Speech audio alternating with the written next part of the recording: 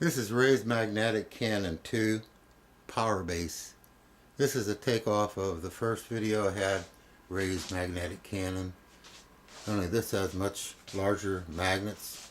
Your responsibility, of course, if you do anything. This is more educational. This is a 3x3 Neo. I have it set on a diagonal in reference to my rotor axis. And you can see the action here.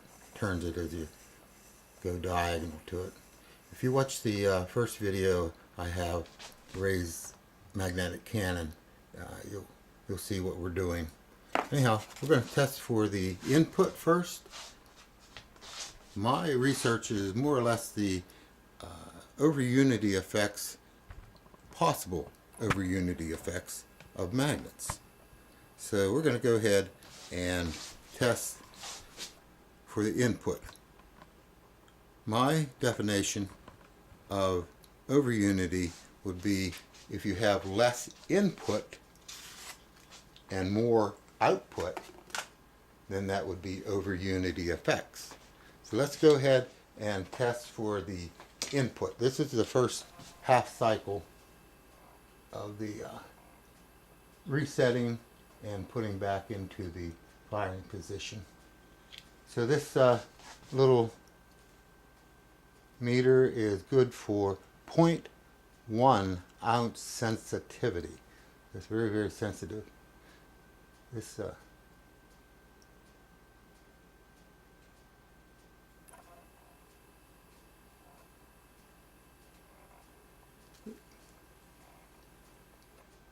sometimes it'll stick. If I can get it started, then I'll get through the sticking part.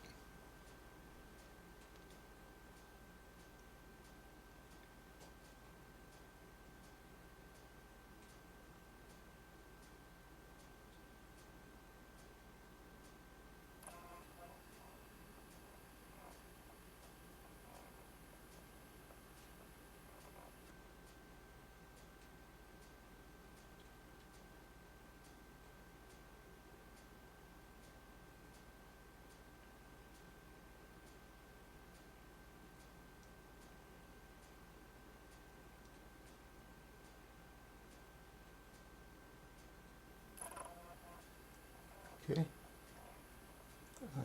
It goes negative because there's a spring in there, and it goes, after you leave off the pressure, it goes down past the baseline and goes negative.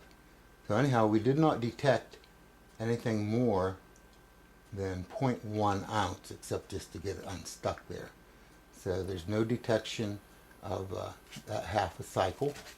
So we'll set up for the other half cycle. This is the input. Again, we're seeing if it will be lower than the output. So if you have a motor and you have 1 horsepower going in, you will get less if you're running something like a generator than the 1 horsepower out. But if you had 1 horsepower and got, say, 50 or 60 or 100 horsepower out, that's over unity. It's like giving a penny and you get 50 cents back, that type of thing. So okay, we're set up here again. Just check my video, make sure I'm going to record that. Okay. So this is the second half of the cycle leading up to the firing.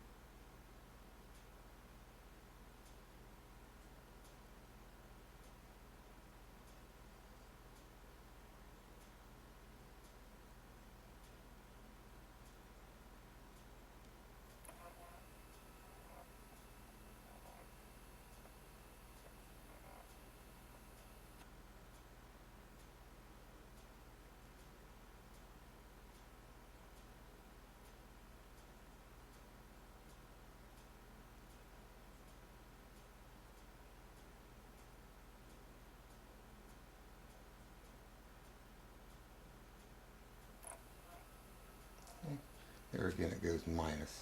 So we did not detect anything more than 0.1 ounce. So that's considered my input. So now let's measure the force of the output.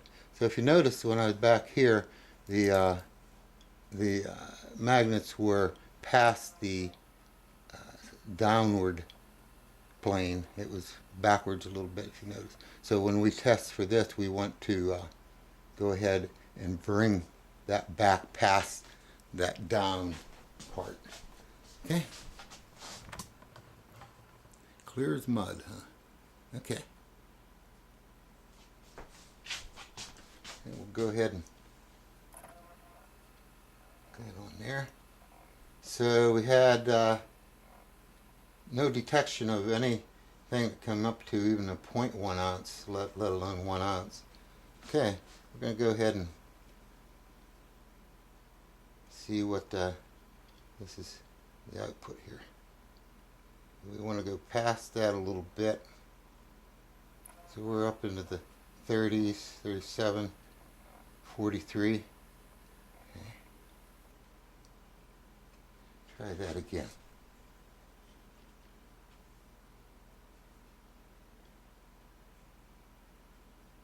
Holding at a funny angle, I think. So you can see it on the video. This is ounces. About 30, 33, 36. I've had, depends on how you work it. So anyhow, the first video that I had, raised magnetic can, I had 4 ounces. This is an output of 36. So 4 and 36 is like over 8 times stronger. So if you work that out with the ratios, if we use the 0.1, you'd have to work out distances and things like that, but just talking about the force that's required, I had 0.1, let's say. It didn't detect 0.1, but let's say it's 0.1. So if you have 0.1 and then you ratio that into 36, 37, 33, that type of thing, you have over 300 times over the input on that output.